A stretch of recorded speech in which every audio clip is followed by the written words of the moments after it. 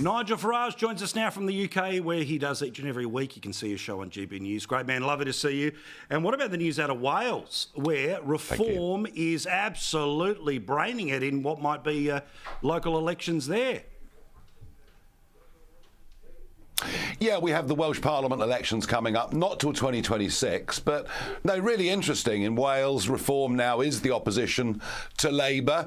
This one poll even puts us ahead of Labour. And remember that the valleys of South Wales, that's the home of the Labour Party. That's kind of where the whole thing started. So, yeah, we're seeing very big change. And I think Trump's victory in America is making people look at things and thinking, wow, maybe we can do different too. So, yeah, quite exciting times for me.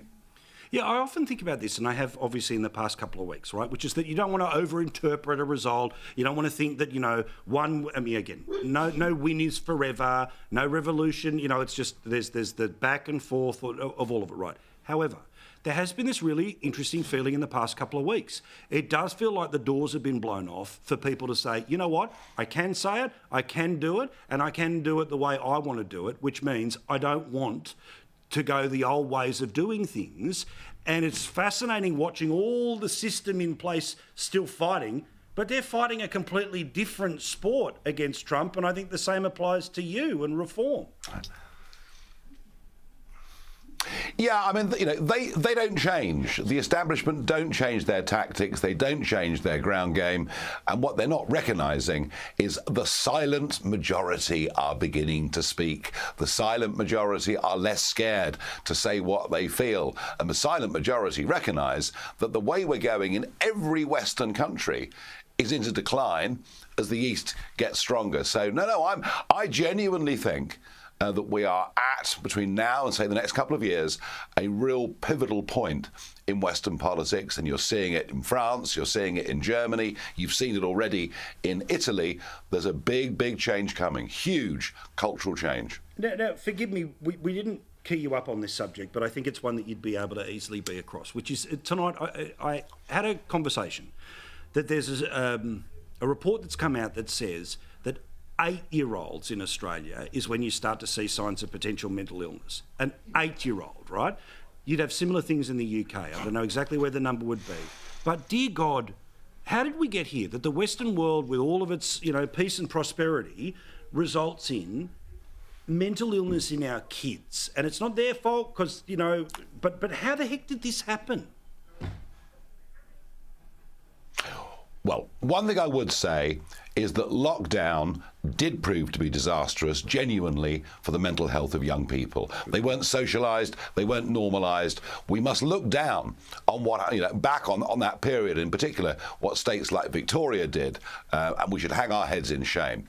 That aside, we are over-diagnosing mental illness. We are taking normal trauma that we all go through in our life when we feel upset, we feel down, we're bereaved, whatever it may be, and we're over-interpreting that as being mental illness. And we are, from young ages right the way through, drugging the population with drugs to lift us up, with drugs to put us down. The whole thing is a disaster. And actually, a little bit of old-fashioned, pull yourself together, just get on with it. That's the way it is. Take the rough knocks, move on. We need more of that attitude. And I have to say, I sound like my grandparents when I was 8 years old. And you know what?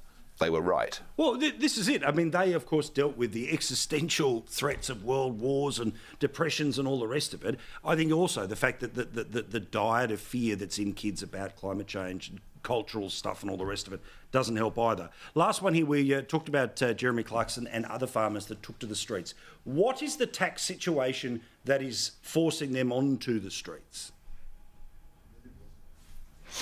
So farming in this country, of course we have the great landed estates, the Downton Abbey type estates, but most farms in Britain are quite small, and many of them have stayed in families for generations, in some cases even hundreds of years. One of the reasons the whole world comes to England, comes to the UK and says what a beautiful country it is is because the way in which those families have stewarded that land.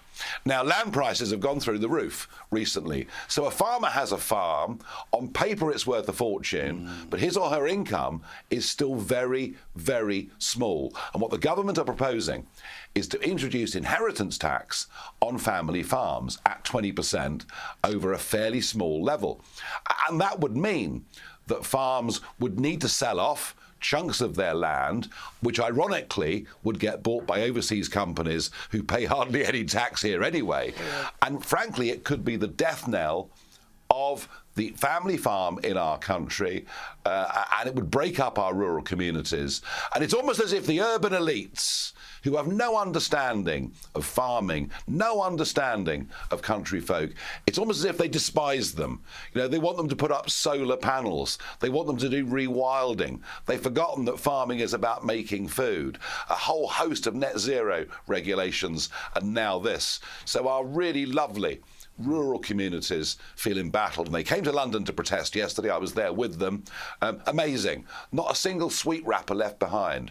Protesters shaking police officers' hands, saying thank you for looking after us. Just the loveliest, nicest people you could ever meet under assault from an urban, intellectual Labour Party. Well, strength to their arms, strength to yours for talking about them as well. We'll see you next week. Thank you, Nigel.